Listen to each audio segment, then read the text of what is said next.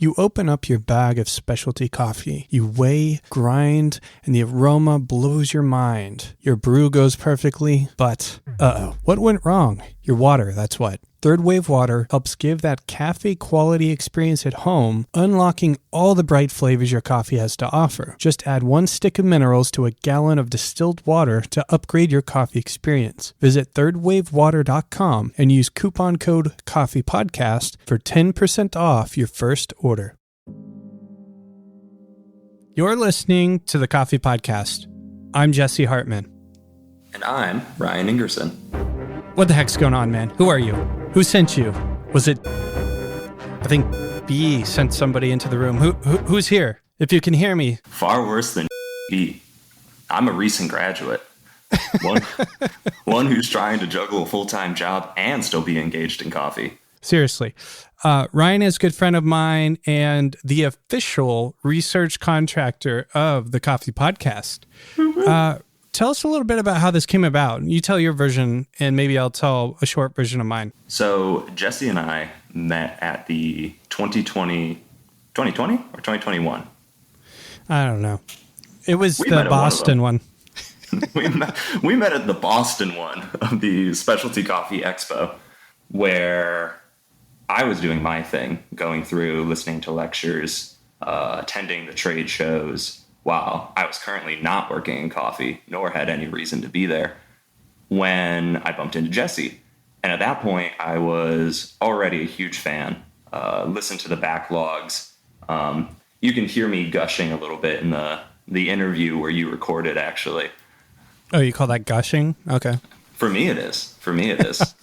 But we chatted a little bit there, and I was moving down to Austin at the time, where I knew you were based. And I asked you for a coffee, and we said yes, and we met up at one of my favorite coffee shops down in Austin, and from there it's just been collaboration since. Yeah, I guess my end of the story, I just add some color, is I basically said to you, I'm drowning. I can't maintain the podcast alone, and so I didn't want the quality of the podcast to drop, and you were very interested in coming on board and helping. And so it was kind of just a perfect, a very serendipitous situation. And so, we struck an idea of what this would look like. Let's talk about a little bit about what you're bringing to the podcast. So from my perspective, I would say what you're bringing is really valuable insights into the research that basically funnels the background of the questions that I'm able to ask, because you're doing a lot of the legwork to make sure that we understand the topics that we're trying to talk about on the show, right?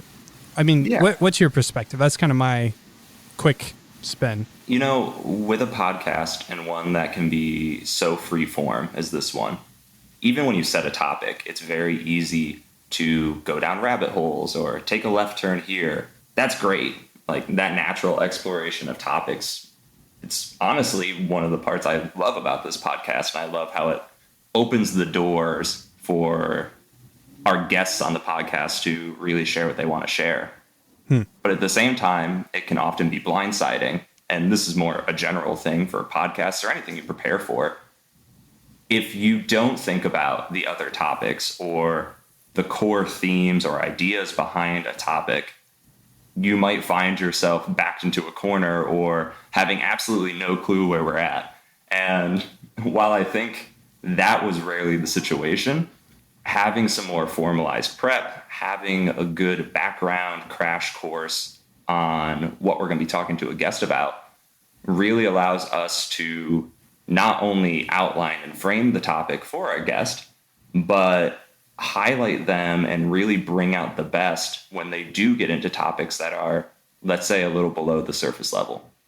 Yeah, I think that's really well put. And the emphasis here being, I used to do this on my own, and I'm frankly just not as good as Ryan is at doing this.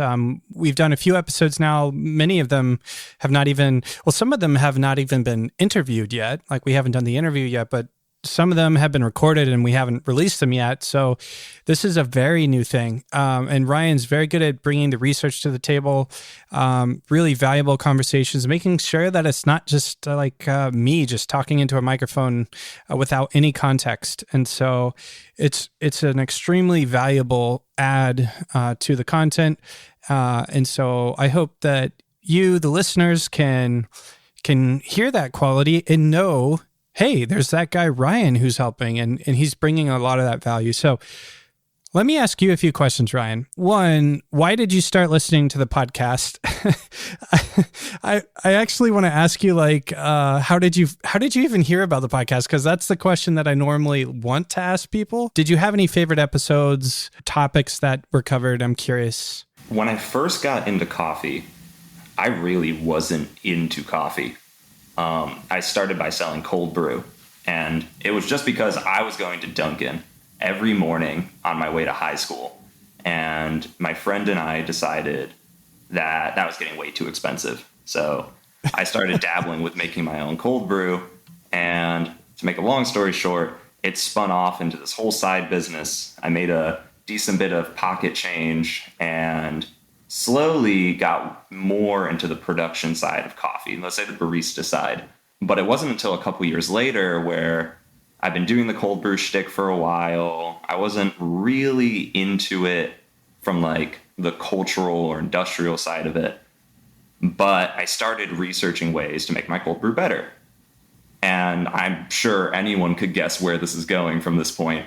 But as I started engaging with it in more ways, getting into the actual chemistry behind it, researching recipes, researching people who make good cold brew, I just slowly found myself getting more and more engaged and finding a passion for, coffee more holistically. 2 years into this cold brew extravaganza, I was a freshman in college. It was an extractionanza. Extractionanza, exactly. Yeah, just to be clear. I found myself looking for more information, but knowing so little, I didn't even know where to go. So you're a freshman in college, you're identifying with something you know very little about. What do you do but get super heavy into podcasts?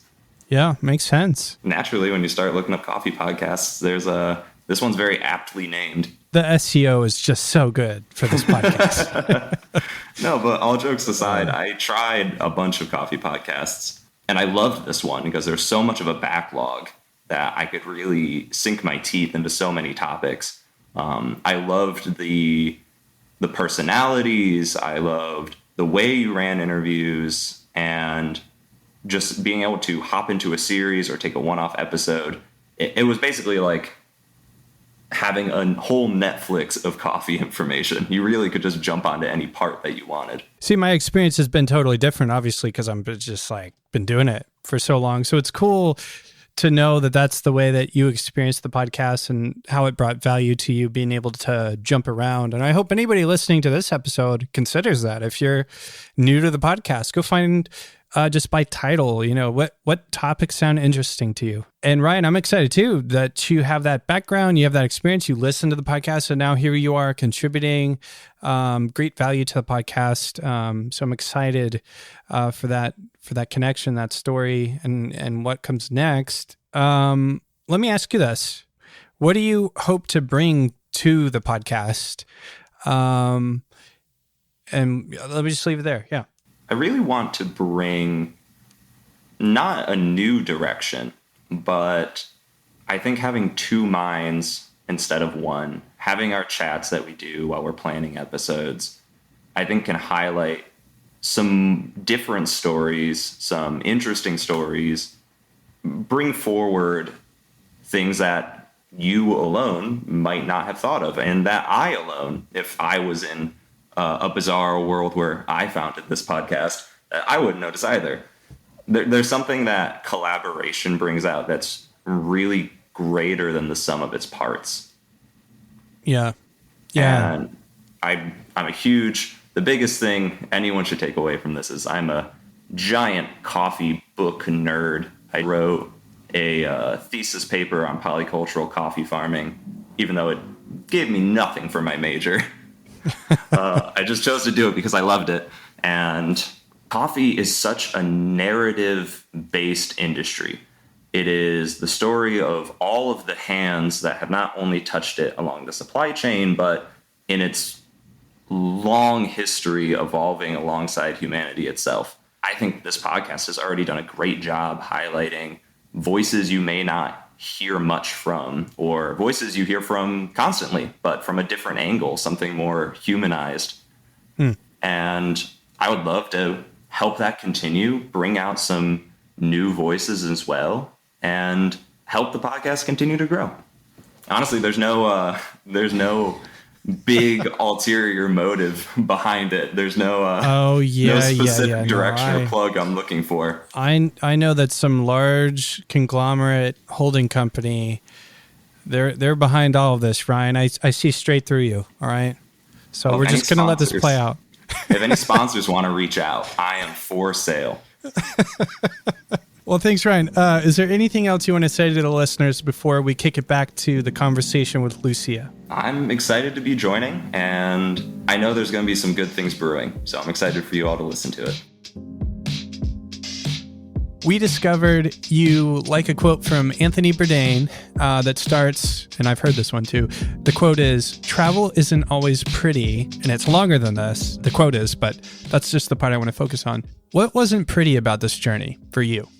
Ooh, many things. For sure, the traveling. It was like lonely traveling and uncomfortable traveling. I remember coming back from my second trip in 2021 and just feeling like I came back like a different person. And I was carrying all this emotional baggage from all the stories I heard. That trip was like really tough because all these women, like they really opened up to me. All of them like burst into tears when we were talking about their stories, and they've been through a lot. And just seeing their resilience, and some of them saying like, but I forgive, but I heal, but I move on. For me, it was eye-opening, and it also made me realize that I needed to heal a lot within myself as a woman. This idea of being a woman was not something that I thought, or I knew I hadn't figured it out. It was like a debate inside my brain of what is really, why are we good for this world, right? So just listening to these conversations and listening to their stories, I realized like, wow, we're so strong as women. We're so powerful. We're so resilient. So that part is really hard for me because I came back and I immediately felt like a different person, and I didn't know what was going to happen to me. This was the second trip. I remember coming back home and thinking like my home at the time, because not home, but that city where I was living at, and saying, I don't know if I'm going to be able to finish this. This is just too much, too heavy. So then I was like, I need to get a therapist. I think like if I want to finish this project, I need to be able to have a safe space where I can talk through all these trips and like digest and have like the strength to keep moving. Yeah. But so I think for me, that was definitely one thing, just traveling by myself, hearing all these like really heavy stories. And there were many occasions where I was like, I was ready to throw in the towel. I was like, I cannot finish this. I remember one trip to Tolima, like the south of Tolima, to a town that is called Gaitania. Gaitania is a town that for Colombians, we are really scared of that town, because that's where this FARC, this like violent group, was created, founded. And these poor people live through a lot, and this town is like stigmatized by what happened, right? Like these people are not necessarily part of this group. They're not violent, but when people say, I'm from Gaitania, you immediately get scared. It's like, oh. So I remember just being there and like being by myself and feeling so lost, so helpless, and having a lot of doubts, and just crying and saying, this is not going to happen. So I think it's like the hardest part is just like this mental conversation of not feeling that you were good enough as an artist. So going to a farm and not getting the photos that I was expecting, or the woman was not so engaged. Her story was not so inspirational, because that's the reality. Like they're amazing women, but some stories are not inspirational to you, and realizing like, yes, this is going to happen again and again. And you have to move, and you have to get to know everyone, the full spectrum. syndrome because you are documented women, Colombian women coffee farmers. So I think it's just also this like mental conversation with yourself and this imposter syndrome of like not thinking that your work is enough. Your work is not good enough. I think that was the hardest part. It was like the hardest part was myself, like this conversation with myself. Yeah. It sounds like you were on this journey of resilience yourself, right? You're speaking to all these women, being inspired in some cases of their resilience and finding in yourself sort of as part of the journey, this need to endure or the desire to endure, but not sure if you can. Yeah. And man, wow. Well, thanks for being vulnerable about that. It's inspiring to hear that. I mean, we're sitting on the other side of it now, looking back going, hey, you did it. You did the thing. Yeah. I wonder what yourself today would tell yourself then. Actually, there's the question. What would you tell yourself? For sure, like just keep building confidence on yourself. And it's fine to feel that your work is not enough because you're doing this for the first time. So it's not going to be perfect, and perfect is beautiful. So just keep moving and keep doing it. No matter how sad you feel today, tomorrow is going to be better. And you know you can make this happen and you know you can finish it. And I really, I think that was my motto. Maybe I was crying today and I was like, this is enough. I'm going to quit. And then waking up the next day and saying no, this book, the motivation is bigger. And it's not only a motivation, it's consistency. It's knowing this is a huge project. Of course, it's going to be like a roller coaster. Sometimes you're down, sometimes you're up, but just keep moving because that's the only way you can start walking towards the end, right? Yeah. So I think that happens a lot with artists when we think about creating a big project because we are mostly by ourselves. We're fighting with ourselves and with this idea of my work is not enough, it's not good, it's not the best. And also with this idea I have to juggle all these different roles. I was taking the photos, I was leading a team, I was writing, I was also doing a lot of research on how to publish a book because I had no idea how to publish a book. Also figuring out my life. I was in Colombia constantly traveling, feeling so uncomfortable, eating things that I was not used to. So yeah, I would just tell myself, just keep moving, that you can make it. And the most beautiful things happen when you do it for the first time, because that's when you realize you're capable of doing anything you set out to do. How do you think, I know we've touched on some of this, but if you're able to distill it down maybe into one or two things, do you think you were changed by this experience? And how would you describe that change? Yeah. And if I was not changed, something was gotten wrong, because when you dedicate so much time and energy and care and love and work to create something, you definitely need to change. That's something that it not only happens when you create a project, but that has to happen in life. If you're the same person that you were 5 years ago, there's something wrong. There's something happening, right? So yeah, for sure. I feel that I finally can say really proudly that I'm a woman, that I'm a Latina, that I'm Colombian, and most importantly, that I belong to the coffee industry. So I think that was really making this book has given me my own voice, has given me certainty of who I am, who I want to be. And most importantly, that we're all humans living the same human experiences and connecting through these human experiences, these struggles, these aspirations. There's a lot of value. And this is really where the bridge connects. A lot of the answers for a lot of the questions we have in the coffee industry are there in those conversations that we still haven't had. Yeah. So yeah, that's how I feel about finishing this book. I'm a new person, stronger, more resilient, and for sure, more empathetic to others. Do you have a message for the coffee sector now that you feel you can confidently say you belong to the coffee sector? Do you have a message from your experience for all people in coffee? Yes, I do.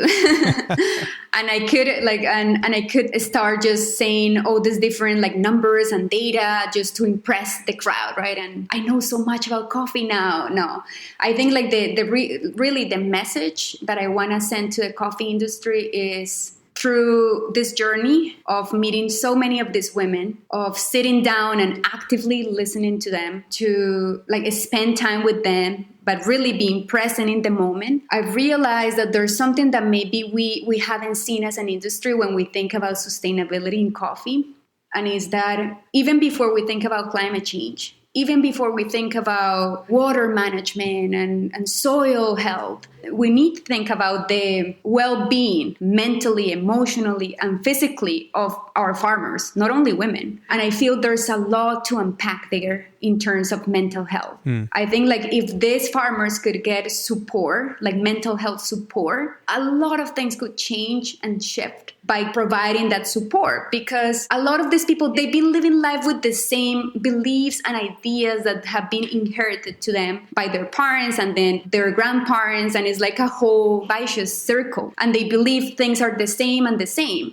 And I think the only way we can provide help is by offering professional mental health support. Because when you really have an opportunity to sit down, to talk things through, to put a sound to everything you live through, that's when really you can heal and you can see the potential you have, where you want to go, what things needs to change. So, of course, it's like a delicate topic, but I do feel that there's a lot of potential there for the future of our industry and for the future of these families. And we always think about forging a coffee industry where there's a true gender equity. And I think the only way of doing this is changing this cultural mindset and this cultural beliefs of women are less, women are inferior, of thinking women are not capable, or of thinking the man is the boss, the man knows better. And it's no, we need to work as allies. And we need to understand that each person within the supply chain, not only at the farm level, we all have something to bring, like some value to bring to the coffee industry.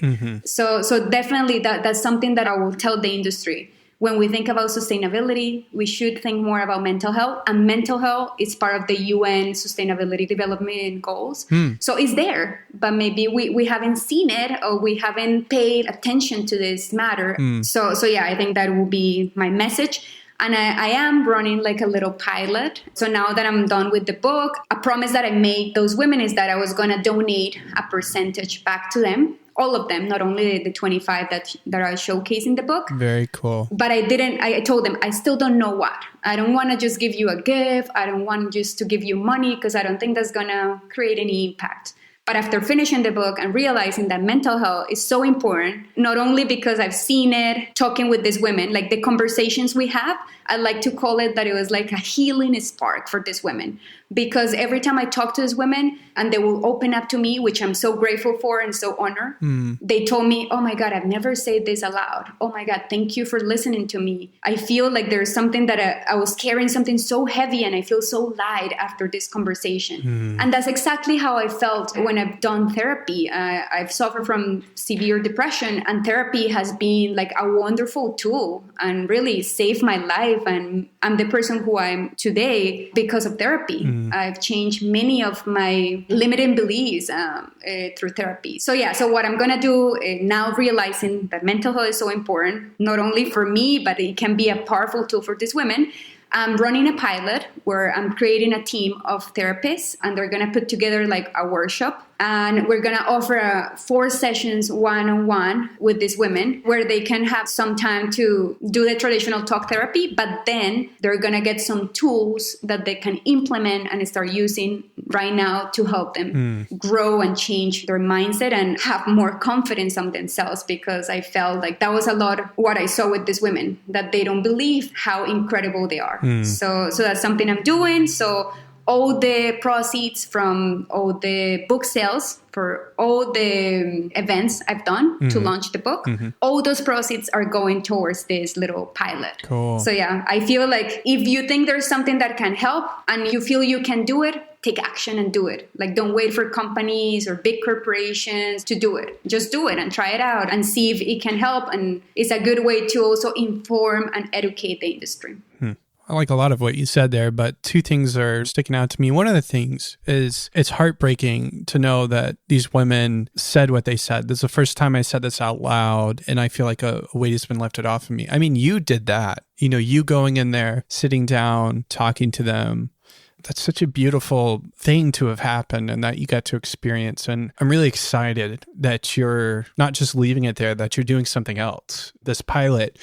The other thing that stuck out to me was what you just said. Don't wait for the SCA to do something. Don't wait for, I don't know, name another organization to do something. Go out and do what you're thinking. That's a cool call to action. And hopefully people who get to listen to this episode can think about, hey, maybe I'm the next person to do a thing. And what is that thing? It's really inspiring. Thank you. No, thank you. And I agree with you. I feel like listening to someone is such a like basic human need.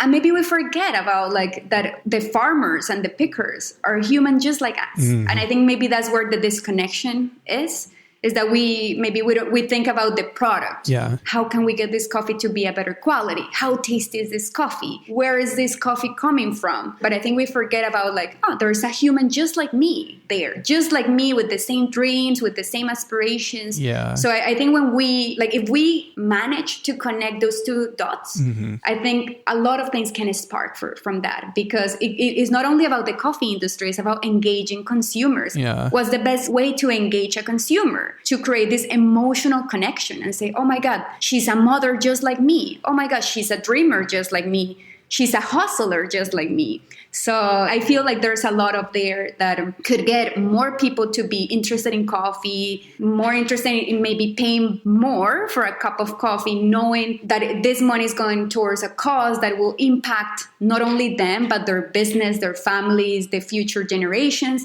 and our coffee industry, the future of our coffee industry. Yeah. Yeah, I agree with you. I think it's important to try and think more and more, as people that are listening to this content, we're kind of all on the same page. Some people will be new and just hearing stuff for the first time, but the idea of sitting down when you're drinking your coffee or when you weigh your beans, to grind or whatever, that you think about somebody, if it's specialty coffee, somebody handpicked the cherry that seed came from. Yeah. If we can at least do that and try and remember that as we're consuming coffee, as we enjoy it, I think it's going to be natural for us to talk about those things too to people that aren't so aware, right? Yeah, and one last thing I would like to say is like maybe we engage coffee consumers and coffee like passion, like we're so passionate about coffee. We forget that these people, like their work is to produce coffee, to grow coffee. That doesn't necessarily mean they need to be obsessed with coffee.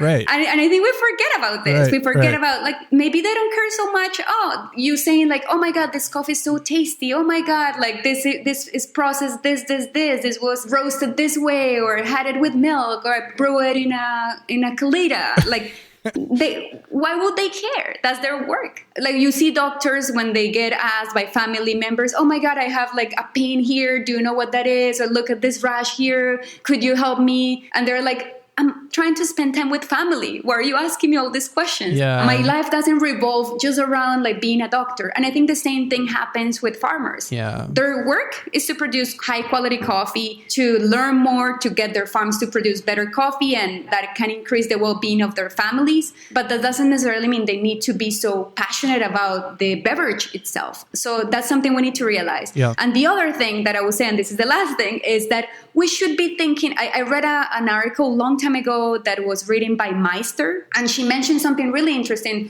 to see life as a pyramid and think about on top of the pyramid, we should have all the products that we consume the most. So let's say when you look at, I don't know, like I love oatmeal.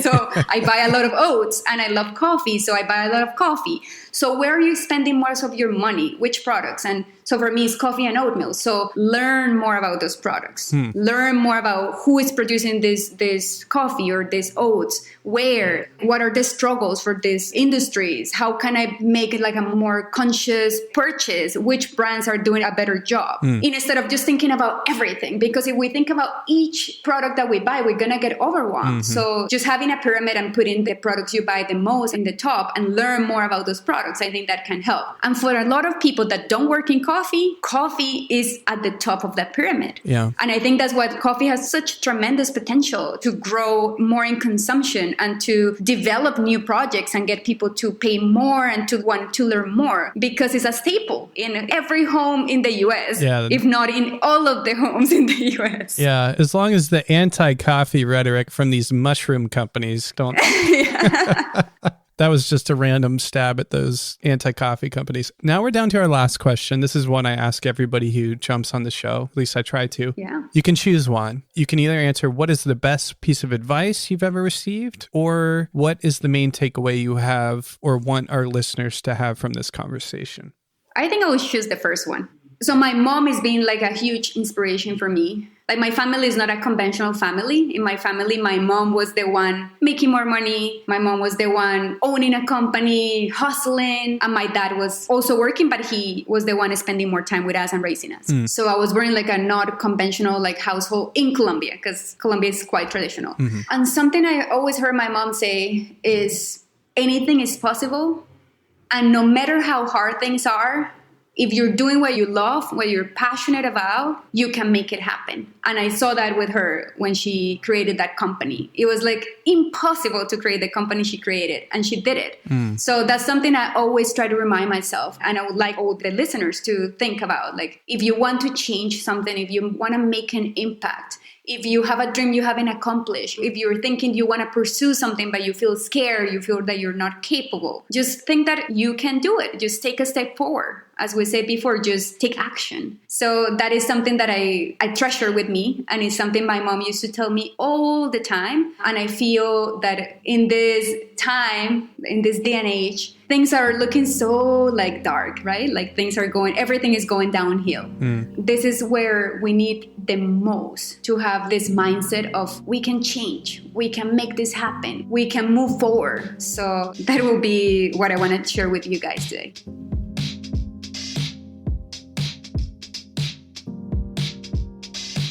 Thanks for tuning in.